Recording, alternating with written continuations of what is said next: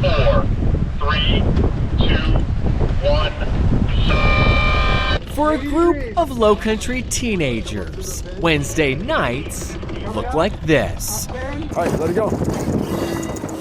Not spent staring at a screen, but stepping outside their comfort zone. Quintet checking in. Aboard the Quintet, Sea Scouts Ship 50 is racing in Charleston Harbor's Summer Series. And unlike nearly every other boat around them, this crew is made up mostly of teenagers. To get as much power as you can without overpowering the boat. For skipper Billy Jones, this isn't only about sailing. You don't want to break that until the sail's pushing it over. It's about helping young people grow, the same way adults once poured into him. There's always been adults pouring themselves into me.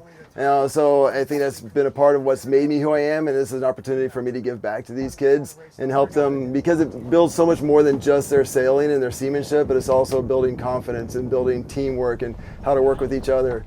It's a great opportunity all the way around. Because out here, teamwork matters. The wind changes, problems happen, and everyone has a job to do.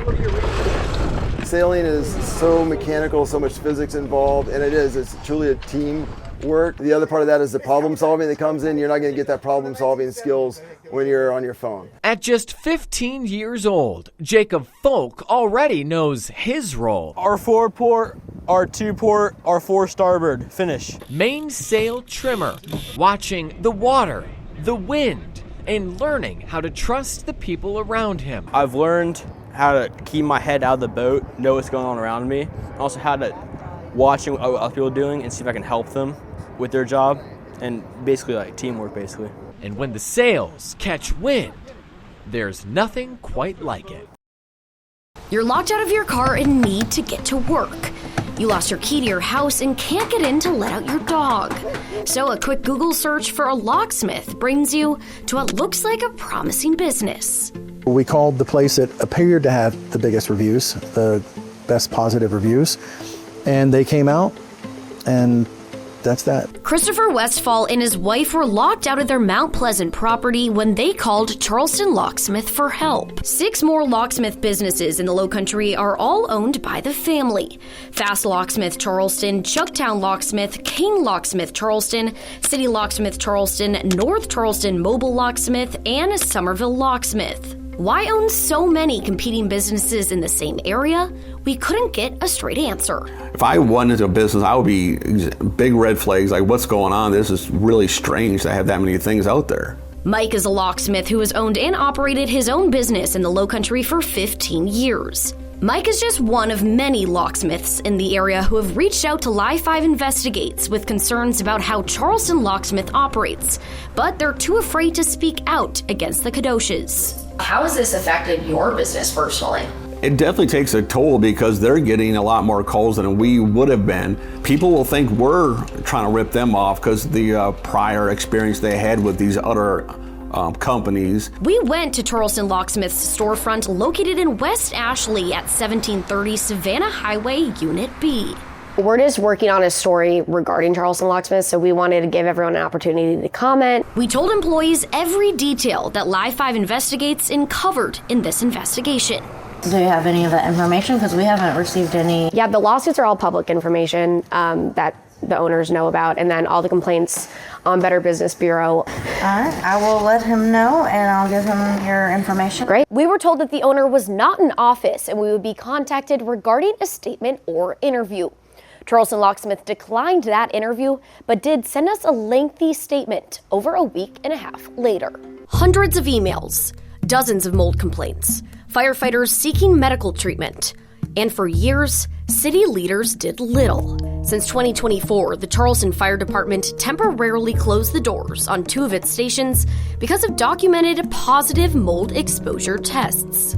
There's a lot of issues at these stations that people have been voicing their concerns about for a long time, 10 plus years. Robert Tackett recently left the Charleston Fire Department after working as a firefighter for the city beginning in 2011. And Station 9 is not the only CFD building with documented problems. Off-record conversations with active firefighters, photos and emails show at least 12 out of 17 total Charleston fire stations have had mold issues voiced at some point since 2017. Live 5 Investigates searched through over 700 emails we obtained from a public records request showing dozens of potential mold findings. When we have issues, if it's termites, if it's mold, we take all of those very seriously. In a 2021 email regarding mold at Station 9, Cruzen himself said, quote, "This is a serious issue that is likely presenting health complications to the members." I wouldn't say unsafe at any time. Okay, so you don't think it was truly ever posing a serious health risk to firefighters, even though in your own words you said you felt like it was presenting a serious health risk to firefighters? The issue, yes, it needed to be addressed. In that email, it was the fact that we weren't getting communication back from the personnel on the other end of the email, and our membership was getting frustrated. Another email from 2023 from a fire chief says, quote, "Captain Boyner was told that we were being wimpy crybabies by Chief Cruzen." I don't recall ever calling somebody a wimpy crybaby, no. I mean, this was the worst experience of my life, hands down. Former Charleston firefighter Matthew Burdick says he used to wake up in Fire Station 12 more than a year ago feeling Severe brain fog, respiratory issues that required medication, severe GI pain to the point where I would wake up from a deep sleep 3, 4 in the morning, whether I was on shift or not. Extreme fatigue. And it turns out this same station had to shut down for a positive mold test at the same time. He decided to pay for health care out of pocket to find the root of the problem. That's when he found Dr. Michael Bauerschmidt, who says Burdick's symptoms resembled the average patient who was exposed to mold. In environmental medicine, the rule is genetics points the gun, environment pulls the trigger.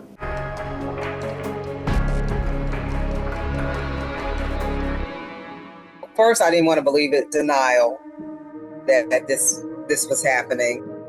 I wanted to scream, this is my baby. And, this is a mother's worst nightmare to have their child, to get that type of news. Robin Bass's nightmare became a reality on November 18th, 2021. Her oldest son, 38-year-old Matthew Brian Kennedy, was found in the back of a Penske truck in a North Charleston parking lot, shot to death. Now sitting in her Andrews home, 21 years after Gail's daughter Crystal Souls vanished, that search never stopped. I didn't think we'd ever find her, and we still haven't. One day we will, because I'm never going to give up. It was January 24th, 2005. Crystal was standing outside of the Shaw's Corner store in Andrews, South Carolina, calling her dad on a payphone, asking him for a ride. But that ride never came. It was the last time anyone saw or heard from the 28-year-old. So was this a popular spot for people to hang out at the time? Yes, very popular. This place used to be packed. Gail Souls, now a grandmother, standing exactly where her daughter disappeared from 21 years ago. Is it weird to see it out here for you? To see that she was probably standing right here? It is. Coastal Pediatric Associates took care of thousands of kids before MUSC bought them out last year.